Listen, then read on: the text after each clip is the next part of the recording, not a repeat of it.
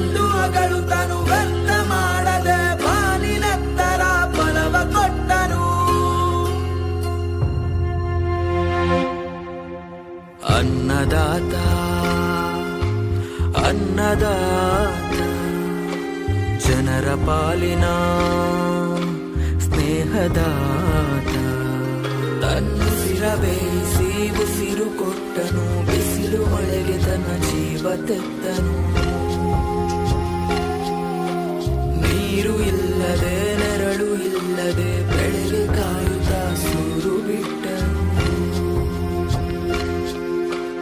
ಅನ್ನದಾತ ಅನ್ನದಾತ ನಮಗೆ ನೀವೇ ದೇವದೂತ. ನಿಸ್ವಾರ್ಥ ಸೇವಿ ಶ್ರಮದ